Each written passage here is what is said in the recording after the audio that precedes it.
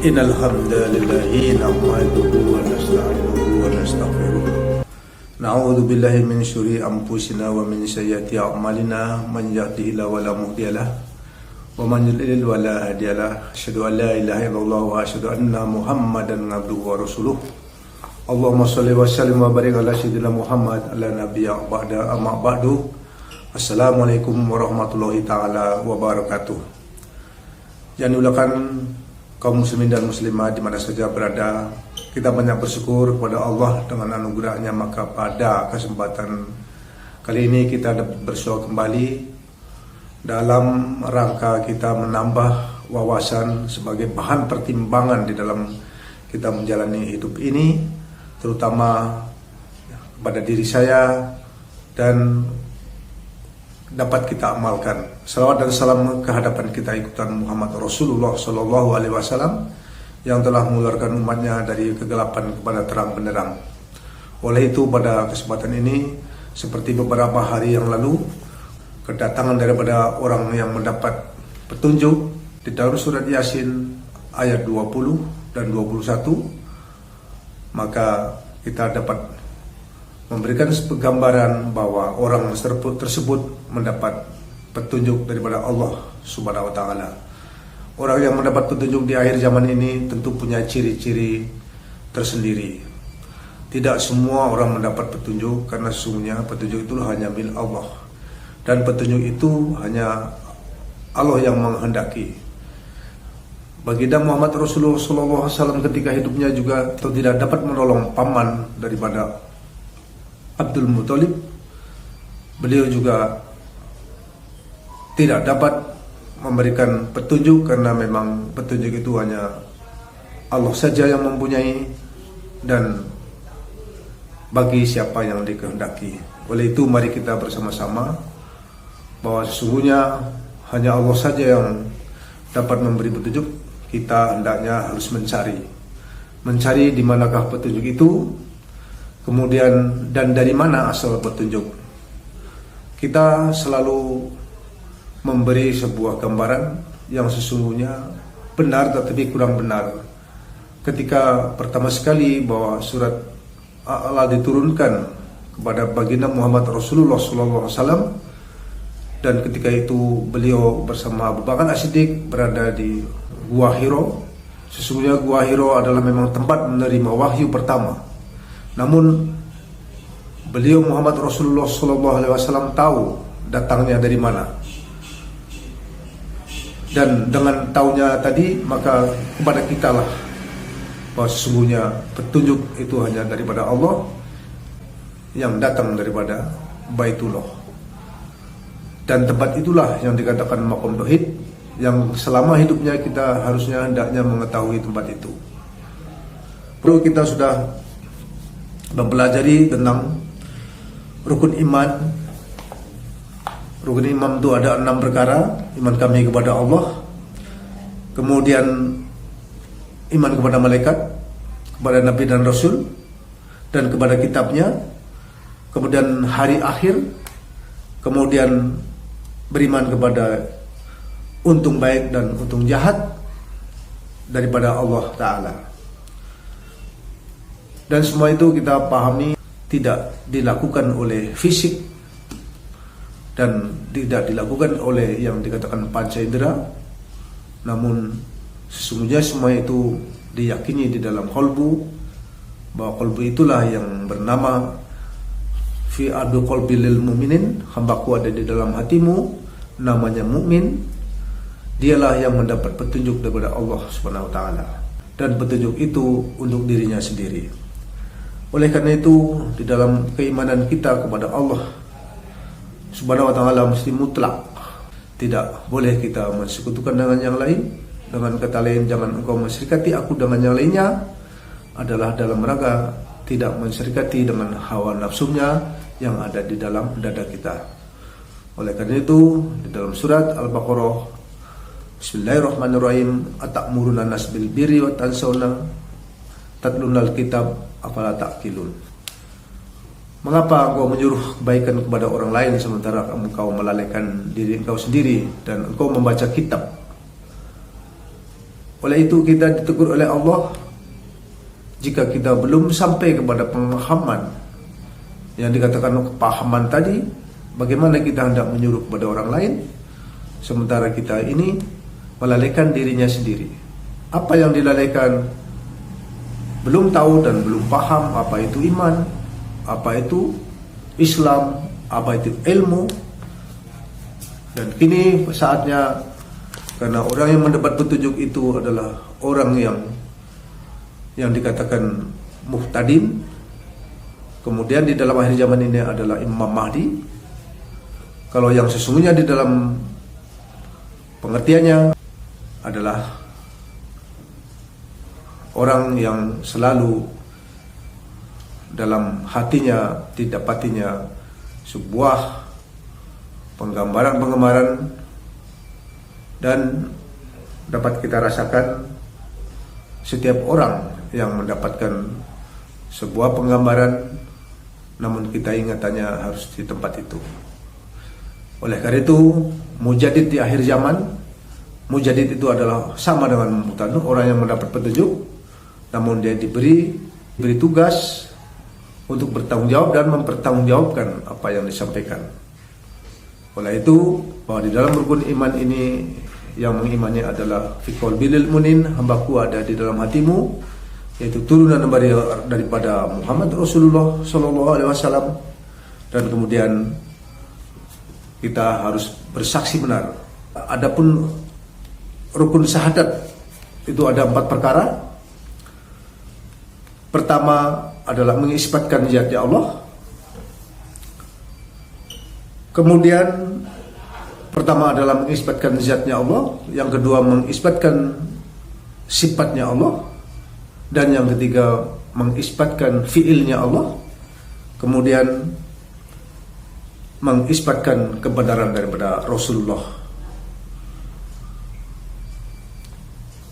Jadi mengisbatkan itu adalah rukun. Rukun syahadat ini mesti kita perbuat.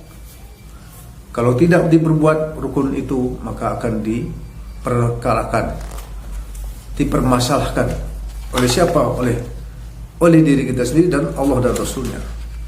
Karena perbuatan rukun itu haruslah dikerjakan dan dengan catatan fardu ain, wajib nyata. Kemudian syarat syahadat itu ada 4, yaitu pertama diketahui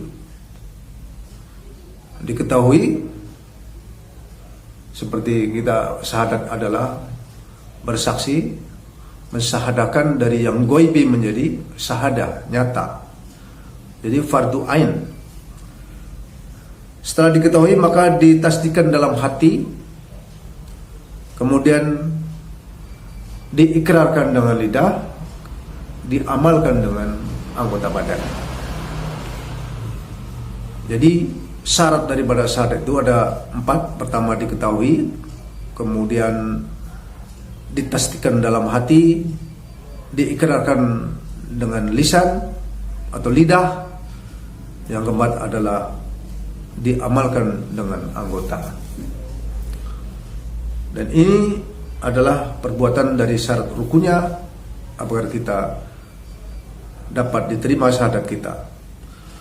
Adapun yang membinasakan daripada syahadat, misalkan kita telah bersyahadat, bersaksi dan melaksanakan yang 4 tadi, diketahui, kemudian ditasdiqkan dalam hati, kemudian diikrarkan dengan lisan atau dengan lidah, kemudian diamalkan dengan anggota, maka yang membinasakan syahadat itu juga ada 4 perkara. Pertama itu adalah menduakan Allah, yang kedua mensyirikatkan dalam hati, menyangkal dirinya dijadikan Allah, yang ketiga, dan 4 tidak mengisbatkan zatnya Allah dan meringankan syariat. Ini yang paling penting. Tidak mengisbatkan zatnya Allah dan meringankan daripada syariat. Karena menduakan Allah, karena menduakan Allah sudah jelas kita tidak boleh. Maka syahadat kita menjadi binasa. Memang kita dalam pemikiran kalau dipikir maka akan rusak, tidak dipikir rusak binasa. Di dalam kita melaksanakan tentang syahadat ini wajib diketahui rukun syaratnya. Dan itu adalah yang membinasakan daripada syahadat. Saya ulangi lagi, yaitu mendoakan Allah. Yang kedua, mensyarikatkan dalam hati. Kemudian menyangkal dirinya dijadikan Allah. Kemudian tidak mengisbatkan zatnya Allah. Dan meringan-ringankan syarat rukun atau syariat. Dari yang mensyarikatkan dalam hati, kita harus paham bahwa inna khalaqtum wa minkum kafirum wa minkum mu'minun. Di antara hatimu ada yang kafir dan ada yang mukmin. Artinya kita berserikat di dalam hati itu, yang sifat sidik amanah tabligh patonah tadi bersekutu atau berserikat dengan sifat daripada hawa nafsu dunia setan. Oleh karena itu yang dikatakan mensyarikatkan dalam hati itu ya seperti itu, yaitu dirinya yang dari Allah, yang ketika itu ditiupkan sumasawahu wa nakafimiruh, yang mempunyai sifat sidik amanah tabligh patonah, dia bekerja sama atau bersekutu tidak dengan Allah atau dengan Rasulnya di Baitullah, di Maqam Tauhid, maka itu yang dikatakan mensyarikatkan Allah. Jadi hendaknya kita harus berhati-hati, karena kita harus memulai pada diri kita sendiri agar kita paham mana yang mamikum kafirum, mana yang mukminun. Di antara hatimu ada dua suara. Dua suara itu yang saling berselisih. Oleh karena itulah perselisihan itu kembalikan kepada Allah dan Rasulnya. Wa atiullah wa ati Rasul wa ulil amri. Kemudian jika kamu berselisih, dalam arti berselisih adalah pertentangan dua sifat yang di dalam hati tadi, dapat menyelesaikan harus dengan mengembalikan daripada hakikat kepada Allah dan Rasulnya di Baitullah. Oleh karena itu yang kiri adalah kafirin, yang kanan mukminin, yang tengah-tengah itulah seharusnya yang bertindak di maqam tauhid, yaitu bagaimanapun juga Allah dan Rasulnya. Sebagaimana tugas daripada beliau adalah dilahirkan innama buistu li utami karimah akhlak, bahwa tidak aku bangkitkan Muhammad Rasulullah dalam rangka untuk memperbaiki akhlak atau budi. Dan budi itu muncul daripada adanya pertentangan di antara dua sifat, mana yang menang atau mana yang didahulukan, apakah sifat mukminnya, apakah sifat daripada yang kafir. Oleh karena itu maka kita innallaha wa malaikatahu yusholluna 'alan nabi, dalam rangka selalu agar kita terjaga di dalam perilaku kita sehari-hari. Kemudian syarat sah dalam syahadat juga ada, yaitu syarat sah syahadat menghadap kiblat, yaitu tempat yang wajib mengucapkan dua kalimat syahadat adalah di dua tempat, yaitu dalam sembahyang dan ketika murtad. Jadi kewajiban kita bersyahadat di dua tempat yang tidak mensyarikatkan, yaitu di dalam sembahyang dan ketika murtad. Kemudian tadai Islam itu ada 4: merendahkan diri sesama Islam. Yang kedua, suci lidah daripada berkata dusta, suci perut daripada makanan yang haram, kemudian suci badan daripada loba dan tamak. Itu adalah tanda Islam, bahwa merendahkan diri sesama Islam, kemudian suci lidah daripada perkataan kotor atau berkata dusta, kemudian suci perut daripada makanan yang haram, kemudian suci badan daripada loba dan tamak. Adapun syarat Islam itu 4 perkara. Jadi di samping tadi tanda Islam, sekarang syarat Islam itu ada 4. Tobat akan Allah. Salah satunya adalah tobat akan Allah, syarat Islam.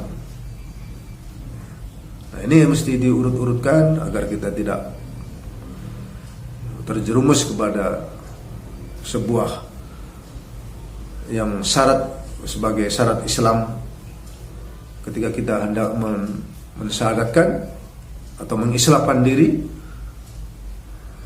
adalah tobat akan Allah, kemudian ridho dengan qada Allah, kemudian yakin hatinya, yang keempat mengikuti firman Allah dan sabda Nabi Muhammad Rasulullah Shallallahu Alaihi Wasallam. Ini bermakna ketika kita mendeklarasikan diri kita Islam, hendaknya keterangan tadi sebagai indikator bahwa sudahkah kita ada di dalam posisinya, sehingga kita nanti tidak terjebak.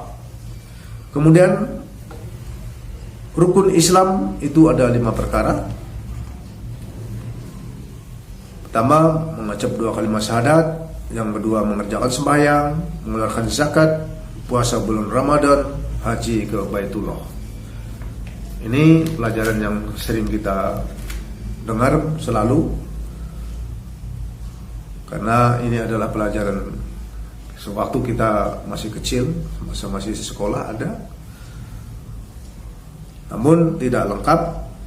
Kemudian adapun yang membinasakan rukun Islam itu ada 4. Jadi kalau kita sudah mengatakan mengucap 2 kalimat syahadat, kemudian mengerjakan sembahyang, mengeluarkan zakat, puasa Ramadan, kemudian haji ke Baitullah, maka ada yang membinasakan Islam itu sendiri. Ada 4. 1, memperbuat sesuatu yang tidak diketahui. Jadi kita dilarang memperbuat sesuatu yang tidak diketahui, ilmunya terutama. Yang kedua, tahu tidak diperbuat dan diamalkan. Yang kedua, tahu tapi dia tidak diperbuat dan tidak diamalkan. Kemudian tidak tahu, tidak mau belajar, suka mendengar kata orang. Nah, ini yang ketiga. Kemudian membenci orang berbuat baik. Nah, ini semua adalah sebagai tanda ataupun yang membinasakan di dalam Islam seseorang. Ini adalah kategorinya yang tadi, memperbuat sesuatu tidak ada ketahuinya atau tidak ada ilmunya, kemudian tahu tidak diperbuat atau tidak diamalkan, kemudian tidak tahu tapi tidak mau bertanya, kemudian membenci orang berbuat baik. Kemudian yang paling penting di dalam semua keseluruhan itu, dalam kesimpulannya ada 3. Itulah yang dikatakan jika kita sudah beriman kepada Allah dan Rasulnya, maka masuk ke dalam tanda-tanda orang munafik. Bila berkata dia dusta. Yang kedua, bila berjanji dia mungkir. Bila dipercaya dia berkhianat. Itulah yang dikatakan bahwa kalau kita sudah melalui fase-fase dari awal dalam rukun 913, maka bertanyalah kepada diri kita sendiri bahwa segala sesuatunya adalah disebutkan sebagai 3 dari bagian. Bila berkata dia dusta, kemudian bila berjanji dia mungkir, bila dipercaya dia berkhianat. Itulah masuk terhadap kepada golongan orang munafik. Demikianlah bunyi atau asal usul dari rukun sembahyang 13 perkara. Dalam hal ini saya berpesan bahwa segala sesuatunya mudah didengar, dan kita anggap bahwa segala sesuatunya yang paling berat adalah mengamalkan. Jadi apabila kita mengamalkan, hendaknya kita teliti dulu sebagaimana keterangan dari awal. Pertama itu, yang kedua, di dalam kita mencari daripada sosok yang dikatakan seorang laki-laki dari ujung kota,